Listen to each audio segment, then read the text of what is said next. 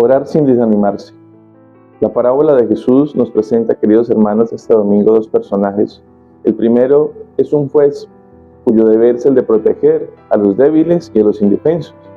Pero en vez de eso, es un insensato, irresponsable, inicuo, corrupto, malvado, entre otros. Él mismo, en su monólogo, reconoce que la mala fama que se ha ganado está bien justificada, aunque no teme a Dios ni le importan los hombres. El segundo personaje es una viuda.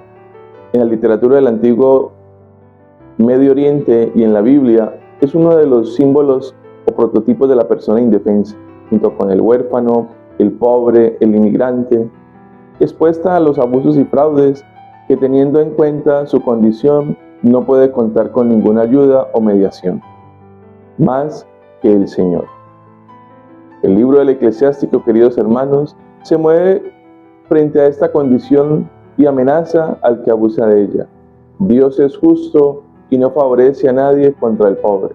Escucha las súplicas del oprimido, no desoye los gritos del huérfano o de la viuda cuando repiten su queja.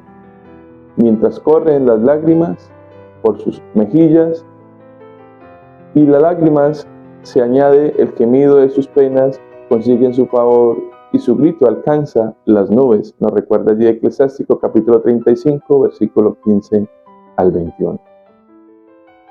Pues la vida de esta historia ha sufrido una injusticia, no sabemos cuál, pero reclama sus derechos sin que el juez nadie le haga caso. Seguramente no dispone de dinero para un abogado, ni conoce a nadie que se ocupe de su causa o la pueda recomendar. Sobre todo, no tiene un varón que la defienda en aquella sociedad tan machista de la época. Solo le ha quedado hacer una cosa: importunar al juez continuamente, con obstinación, a riesgo de perecer y ser una pesada. La parábola continúa, queridos hermanos, con el monólogo del magistrado, que ya harto decide por fin resolver el caso, no porque esté arrepentido de su comportamiento inaceptable, sino porque está agotado y fastidiado por la insistencia de la mujer. Esta viuda es muy molesta y muy inoportuna y se ha vuelto insoportable, dice él. ¿Y a quién representa el juez malvado, queridos hermanos? Desde luego que no representa a Dios, porque él mismo dice que no teme a Dios. Dios no es juez distraído de sus obligaciones y responsabilidades, al que habría que dar lata para que haga justicia. Dios, queridos hermanos, es justo y misericordioso, siempre en todos los casos. Y Él es mucho mejor que nosotros, sin duda alguna. Este personaje sin rostro sería cualquier autoridad que no cumple éticamente con sus responsabilidades. Sería cualquier poder que evita atender a los que pasan lo peor, que mira para otro lado. Sería el símbolo, queridos hermanos, del abuso, la corrupción, la deshumanización, que tantas veces han visitado y visitan nuestra historia, y del que no sería nada difícil encontrar ejemplos actuales causando tanto sufrimiento a personas concretas y hasta a pueblos enteros. A Jesús le interesa la situación y sostiene que afecta a la vida porque es la que se va a encontrar a menudo sus discípulos. No fue el prototipo de Jesús víctima de jueces injustos. ¿Y qué hacer entonces? Sería la pregunta, queridos hermanos, que debemos hacernos. Este es el mensaje de esta parábola que nos dice: orar. Dice Lucas que Jesús contó esta parábola para inculcar la necesidad de orar siempre, sin desanimarse.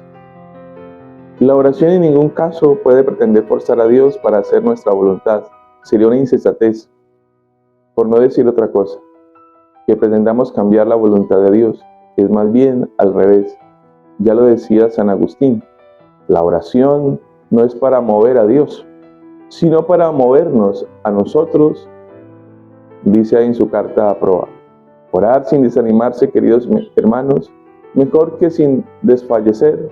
El desánimo es fácil y se presente cuando no obtenemos los resultados esperados, y no son proporcionales a nuestro esfuerzo cuando fracasamos en la búsqueda y defensa de la justicia y comprobamos tantas veces que el mal se sale con la suya cuando nuestras oraciones no son atendidas. Entonces el Señor nos pide mirar nuestra vida despacio, en su compañía, con sus ojos, y preguntarnos: ¿qué me dice, Señor? ¿Qué esperas de mí? ¿Cuál es tu voluntad? ¿Qué tengo que cuidar? ¿Qué puedo aprender? ¿Qué decisión debo tomar, entre otras? Esta oración de la que habla Jesús, queridos hermanos, supone no tomar ninguna decisión sin haberlo antes consultado con Él.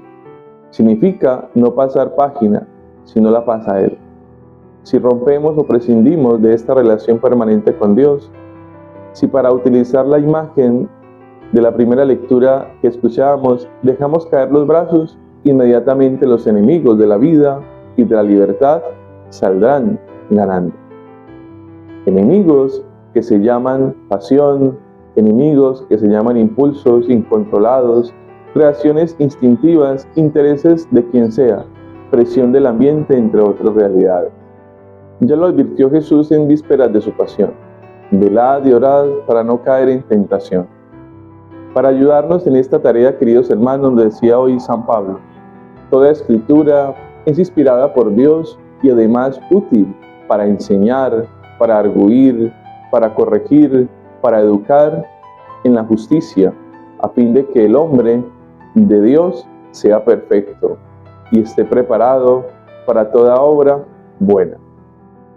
Esta es la invitación que nos hace, queridos hermanos, la palabra de Dios este fin de semana: orar constantemente y pedir esa sabiduría de Dios en nuestro corazón, para así obrar como debe ser, con sabiduría y siempre con iluminación y la asistencia de Dios a través de la gracia del Espíritu Santo. Un fin de semana para todos, palabra de vida.